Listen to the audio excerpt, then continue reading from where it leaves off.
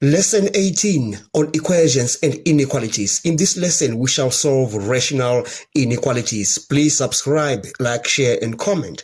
In the first part of this example, we need to solve the inequality 8 divided by x minus 3 is greater or equal to 1. Now we shall begin by multiplying the numerator and the denominator by x minus 3 on the left-hand side of the inequality. So we have 8 divided by x minus 3, thus multiplying x minus 3 divided by x minus 3, greater or equal to 1. Now let's expand. We have 8 by x, we have 8x minus 24.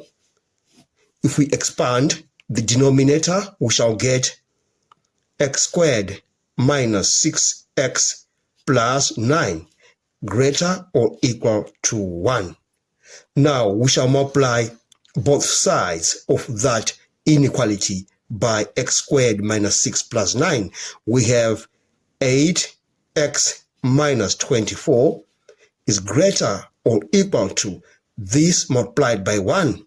We have x squared minus 6x plus 9. Now let's take what is on the right-hand side to the left-hand side, and we shall have x squared, that's a negative, plus 6x minus 9 plus 8x minus 24, greater or equal to 0. Now let's simplify. We have minus x squared, 6x plus 8x, plus 14x, minus 9 minus 24 minus 33, greater or equal to 0. Now let's multiply throughout this inequality by a negative. We have x squared minus 14x plus 33. That is now less or equal to 0, because if you multiply throughout by a negative on the inequality, the sign of the inequality changes direction. All right. Now we have a quadratic function on the left-hand side. And you remember we said ax squared plus bx plus c is a quadratic function. And if a is greater than 0, the graph is concave up. And if a is less than 0, the graph is concave down. All right. Now, let's factorize this. We are going to have x minus 11, x minus 3, that is less or equal to 0. Now, we have the critical values. The critical values, I shall call them CVs. They are x is 11 and x is 3. All right. Now we shall use this now to sketch that graph. All right. Our graph is going to be concave up because a is greater than 0. Now we have the critical values. They are 11 and 3. And now let's sketch the graph. It passes through 3, goes to a turning point, and comes that way.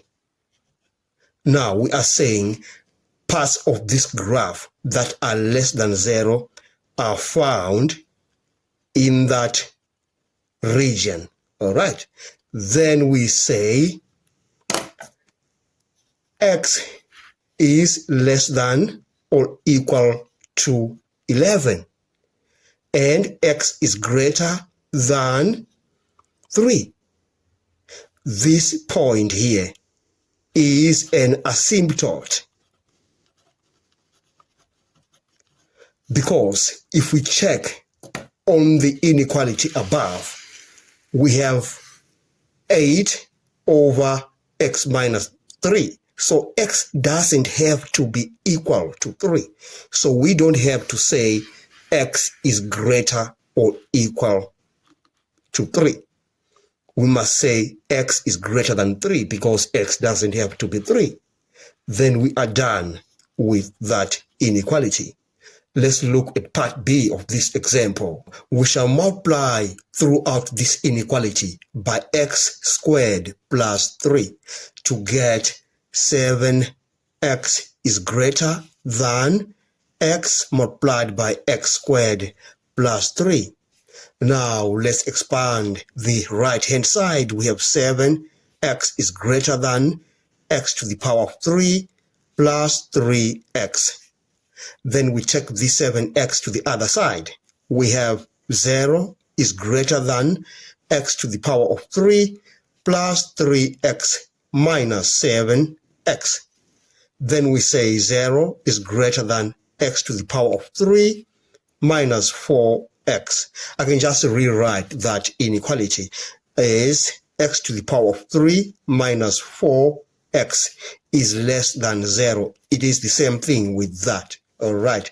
Now, let's factorize the left-hand side. We have x into x squared minus 4. That's less than 0. Now, we have a difference of 2 squares on that. Then we have x into x minus 2, x plus 2, less than 0. Now, we have the critical values. I'll abbreviate them again as CVs. They are x is 0 for this, x is 2 for that, and x is minus 2 for that. All right. Now, down there is a number line that I have already sketched. Now, we have the critical values. They are 8, 0, minus 2, and 2. Now, this is a cubic function. You remember, if we have cubic functions, we say when we have a x to the power of 3 plus bx squared plus cx plus d, say this is a cubic function fx. We say when a is greater than 0, the graph has this shape.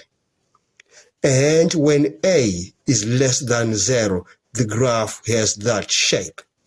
All right. Now we shall use that to sketch that graph. So a is greater than 0 in this regard. So our graph will have this shape. It passes through 0, goes to a turning point, and passes through 2. Now, we are looking for parts of the graph that are less than 0. And these parts are in this region and that region. All right. Then we say x is less than minus 2, going that way in that region. And x is greater than 0 and x is less than 2 because x lies between 0 and 2.